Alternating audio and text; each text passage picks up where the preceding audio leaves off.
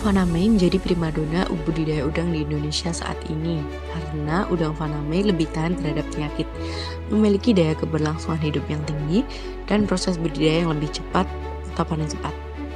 Dirjen Perikanan Budidaya TB Hairu menjelaskan bahwa udang masih merupakan komoditas yang mendominasi total ekspor di sektor perikanan Indonesia.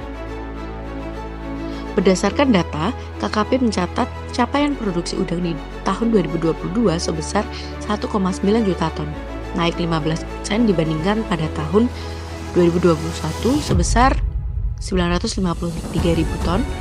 Hal tersebut menunjukkan bahwa budidaya udang memiliki potensi pengembangan, baik secara produksi maupun memanfaatkan lahan secara optimal.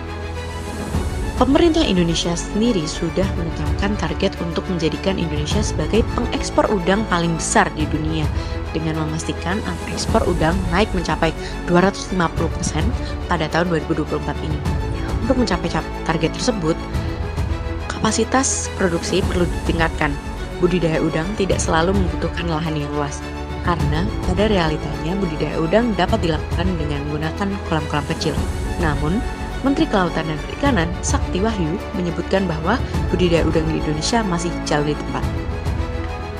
Adopsi teknologi yang dianggap menjadi penyebab utamanya dinilai budidaya udang di Indonesia masih minim teknologi dan sangat tradisional.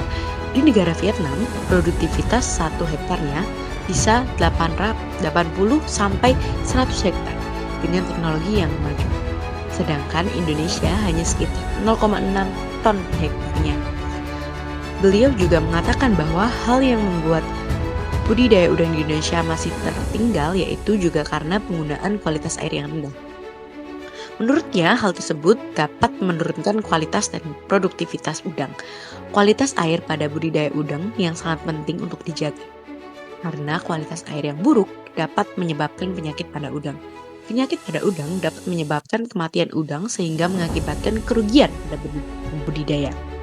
Ada beberapa parameter pada kualitas air untuk budidaya udang dengan threshold masing-masing yang baik untuk udang. Namun, di antara beberapa parameter oksigen terlarut, pH, temperatur, dan amonia merupakan beberapa parameter penting yang perlu untuk diperhatikan. Dari permasalahan-permasalahan tersebut, sehingga kami mempersembahkan inovasi alat monitoring dan kontrol kualitas air pada budidaya udang Faname di kolam air payau menggunakan jaringan lorawan.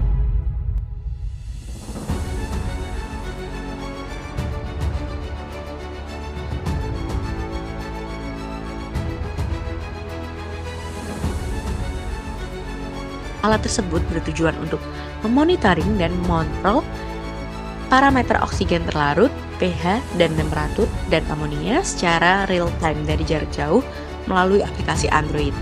Cara kerja alat ini yaitu sensor-sensor mengukur kadar oksigen terlarut, pH, dan temperatur pada air budidaya. Setelah itu, data tersebut akan dibaca oleh controller ESP32 pada sistem monitoring.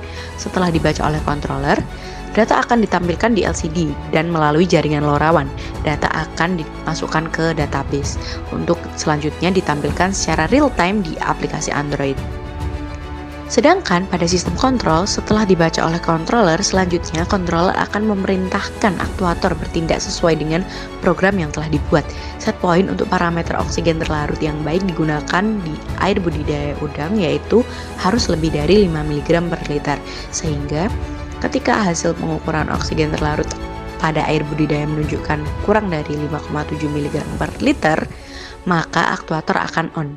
Namun ketika hasil pengukuran oksigen terlarut pada budidaya menunjukkan lebih dari 5,7 mg per liter, maka aktuator akan off. Ketika parameter pH dan temperatur lebih dari set point, yaitu pH lebih dari 9,5 dan temperatur lebih dari 30 derajat Celcius, menunjukkan bahwa kadar amonia tinggi pada air budidaya.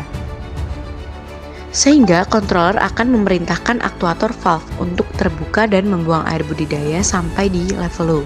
Setelah itu, pompa akan menyala untuk mengisi kolam budidaya dengan air baru sampai di level high. Pada aplikasi juga terdapat menu kontrol yang dapat digunakan untuk mengontrol dari jarak jauh. Terdapat 3 mode yang dapat dipilih, di antaranya manual on, manual off, dan otomatis. Selain itu, pada aplikasi juga terdapat menu history yang digunakan untuk mendownload data-data sensor di waktu yang diinginkan.